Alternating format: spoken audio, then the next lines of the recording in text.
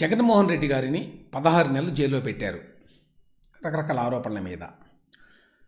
చంద్రబాబు నాయుడు గారిని కూడా జైల్లో పెడితే తప్పేంటి? ఇదండి కొంతమంది వైసీపీ వాదుల ప్రశ్న. దీనికి జవాబు చాలా సింపుల్. జగన్ మీద పెట్టిన కేసులకి, చంద్రబాబు నాయుడు మీద పెట్టిన కేసులకి హస్తిమ శకాంతం తేడా ఉంది. జగన్ కేసుల్లోనేమో ఆధారాలు ఉన్నాయి, చంద్రబాబు నాయుడు గారి కేసుల్లో ఆధారాలు లేవు. జగన్మోహన్ రెడ్డి గారి కేసుల్లో ఆధారాలని సిబిఐ చూపించింది.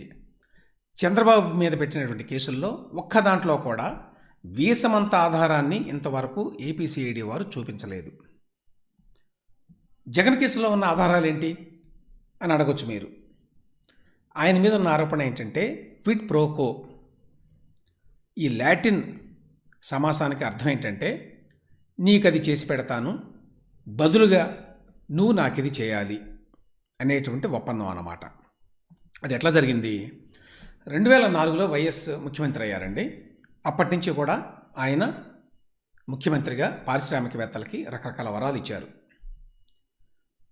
వాళ్ళకి ప్రభుత్వం నుంచి ఏదో ఒక ప్రయోజనం కలిగించి దానికి బదులుగా తన కొడుకు జగన్మోహన్ రెడ్డి కంపెనీల్లో పెట్టుబడి పెట్టే విధంగా ఏర్పాటు చేసుకున్నారు వైఎస్ అని చెప్పి ఆరోపణ. సిబిఐ వారు చేసిన ఆరోపణ అది. మరి ఇందుకు ఆధారాలేంటి? జగన్ మీద ఉన్న 11 కేసుల్లో మచ్చుకి ఒక 2 గురించి చెప్తానండి మీకు విషయం అర్థం కావడానికి. నిమ్మగడ్డ ప్రసాద్ అనే ఆయన ఒక పారిశ్రామికవేత్త. వ్యాన్పిక్ పేరుతోటి 22,000 ఎకరాలు ప్రకాశం జిల్లాలో ఆయన కావాలి. అవి సేకరించి ఇవ్వడానికి వైఎస్ రాజశేఖర రెడ్డి గారి ప్రభుత్వం సహాయం చేసింది. అందుకు బదులుగా ఆ నిమ్మగడ్డ ప్రసాద్ గారు 854 కోట్ల రూపాయలు జగన్మోహన్ రెడ్డి గారి కంపెనీల్లో పెట్టుబడులుగా పెట్టారు. అదేవిధంగా లేపాక్షి నాలెడ్జ్ హబ్ అని అనంతపురంలో పెట్టారు. శ్యాంప్రసాద్ రెడ్డి గారు ఆ పారిశ్రామికవేత్త. ఆయనకి ఈ లేపాక్షి నాలెడ్జ్ హబ్ అనే పేరుతోటి అనంతపురంలో 8,844 ఎకరాలు ప్రభుత్వ భూమిని వైఎస్ గారు ఇచ్చారు. బదులుగా ఆ శ్యాంప్రసాద్ రెడ్డి గారు సాక్షి పత్రిక, సాక్షి టీవీల్లో 50 కోట్ల రూపాయలు పెట్టుబడులు పెట్టారు. ఇది 2 ఎగ్జాంపుల్స్ అండి ఇవి. ఇట్లాంటివి 11 కేసులు పెట్టింది సిబిఐ. ఇక్కడ ఒక మాట అనొచ్చు, కంపెనీల్లో పెట్టుబడులు పెట్టినంత మాత్రాన అది నేరం అవుతుందా? ఇక్కడ జగన్ కంపెనీల్లో మరి ఈ లబ్ధి పొందినటువంటి వ్యక్తులు, ప్రభుత్వం నుంచి లబ్ధి పొందినటువంటి వ్యక్తులు నేరుగా పెట్టుబడులు పెట్టారు అనే ఆరోపణ ఒక్కటే కాదండి. జగన్మోహన్ రెడ్డి గారికి బిజినెస్లో ఏమాత్రం అనుభవం లేదు. అనుభవం లేకుండా ఆయన కొత్తగా కొన్ని పరిశ్రమలు పెట్టాడు. ఉదాహరణకి మీడియాలో చాలా తక్కువ లాభాలు ఉంటాయి. గతంలో పెట్టిన మీడియా తప్ప కొత్తగా ఈ మధ్యకాలంలో పెద్ద మీడియా సంస్థ ఏమీ కూడా రాలేదు. ఎందుకు రాలేదంటే అందులో లాభాలు లేవు ఇప్పుడున్న పరిస్థితుల్లో. కాబట్టి ఏదో పొలిటికల్ ఇంట్రెస్ట్ ఉంటే తప్ప కొత్తగా మీడియా సంస్థని ఎవరో కూడా పెట్టేటువంటి అవకాశాలు లేవు. ఎందువల్లంటే అందులో డబ్బులు రావు కాబట్టి. కానీ జగన్మోహన్ రెడ్డి గారు సాక్షి మీడియాని పెట్టి, సాక్షి ఛానల్ని పెట్టి, సాక్షి పేపర్ని పెడితే ఆయనకు అందులో ఎటువంటి అనుభవం లేకపోయినా, అందులో లాభాలు వచ్చేటువంటి అవకాశాలు చాలా తక్కువగా ఉన్నా, అవి కొత్తగా పెట్టిన కంపెనీలు అయినా కూడా ఈ పారిశ్రామికవేత్తలు అమాంతం పెట్టుబడులు పెట్టారు. అందులో ఏదో ఎప్పటి నుంచో ఉన్నటువంటి టాటా, బిర్లా కంపెనీల మాదిరిగా పెట్టుబడులు పెట్టారు అనేది ఇక్కడ గమనించాల్సిన విషయం. ఉదాహరణకి ఇండియా సిమెంట్స్ అనే కంపెనీ తీసుకోండి. ఇండియా సిమెంట్స్ అనేది ఎప్పటి నుంచో ఉందండి, చాలా పాత కంపెనీ, సిమెంట్ తయారు చేసేటువంటి కంపెనీ. ఆ కంపెనీ ఓనర్ గారు ఎన్ శ్రీనివాసన్ గారు.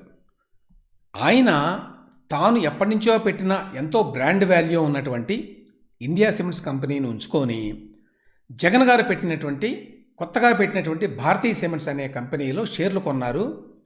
తన ఇండియా సిమెంట్స్ కంపెనీలో ఉండేటువంటి షేర్ల విలువ కంటే ఎక్కువ చెల్లించి కొన్నారు జగన్ గారి పెట్టబోయేటువంటి భారతీయ సిమెంట్స్ కంపెనీలో.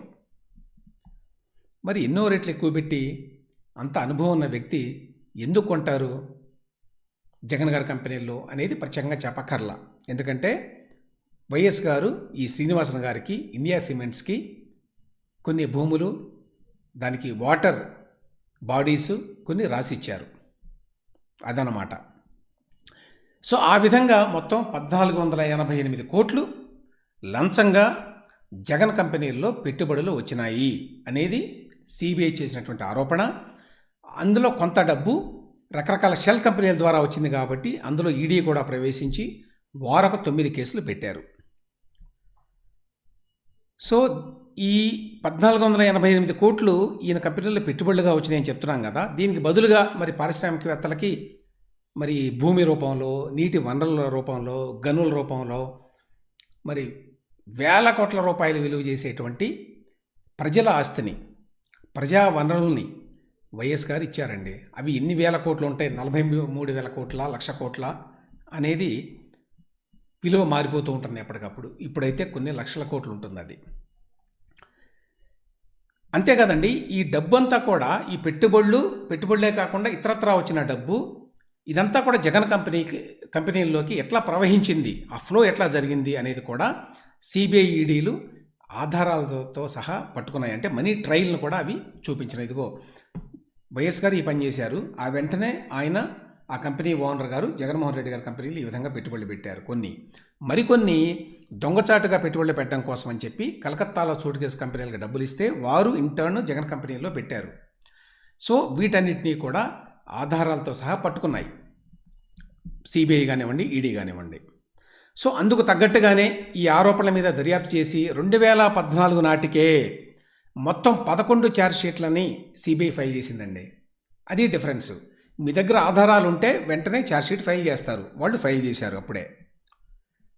ఇక చంద్రబాబు విషయానికి వద్దామండి. ఒక్క కేసులో కూడా ఇదిగో ఈ విధంగా ఇంత డబ్బు ఆయన అకౌంట్లోకి వచ్చింది, ఏ కేసులో అన్నా కానివ్వండి, స్కిల్ డెవలప్మెంట్ కేసు కావచ్చు, ఇప్పుడు పెడుతున్న ఫైబర్ నెట్ కేసు కావచ్చు, రింగ్ రోడ్డు కేసు కావచ్చు, ఒక్క కేసులో కూడా ఈ విధంగా ఇంత డబ్బు ఆయన అకౌంట్లోకి కానీ, ఆయన కంపెనీలోకి కానీ, ఆయన బంధువులకు కానీ వచ్చినట్టుగా ఏపీసీఐడి దగ్గర వీసమంతా కూడా ఆధారం లేదు, చూపించలేదు ఇంతవరకు.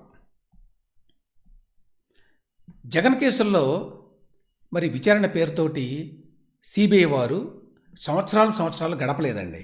నేను చెప్పిన 2011లో 11 సెప్టెంబర్ అక్టోబర్లో ఎప్పుడో ఎఫ్ఐఆర్ రిజిస్టర్ చేస్తే 2012 నాటికే కేసు పెట్టారు వాళ్ళు. ఛార్జ్షీట్ పెట్టారు. ఎఫ్ఐఆర్ బుక్ చేయడమే కాదు, ఛార్జ్షీట్ కూడా వేసేశారు దర్యాప్తు పూర్తి చేసి.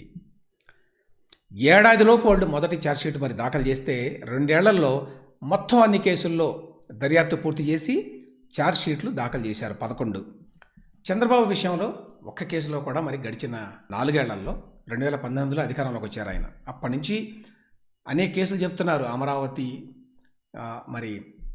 అమరావతిలో ఎస్ఐన్ ల్యాండ్ కేసులని, ఇన్సైడర్ ట్రేడింగ్ అని రకరకాల ఆరోపణలు. ఒక్క కేసులో కూడా గడిచిన 4 ఏళ్లలో ఏపీసీఐడి వారు ఒక్క ఛార్జ్ షీటు కూడా ఫైల్ చేయలేదు అనేది గమనించాల్సిన విషయం. ఎందుకంటే వాళ్ళ దగ్గర మరి వెంట్రుక వాసి కూడా ఆధారం లేదు. ఆరోపణల స్థాయిలోనే అప్పటికీ ఇప్పటికీ కాలం గడుపుతూ ఉన్నారు, న్యాయస్థానాలను మభ్యపెడతా ఉన్నారు, అక్రమ కేసులను బనాయిస్తున్నారు, సాంకేతిక కారణాలు చూపించి మరి ప్రతిపక్ష నాయకుడిని వారాల పాటు జైల్లో పెడుతున్నారు.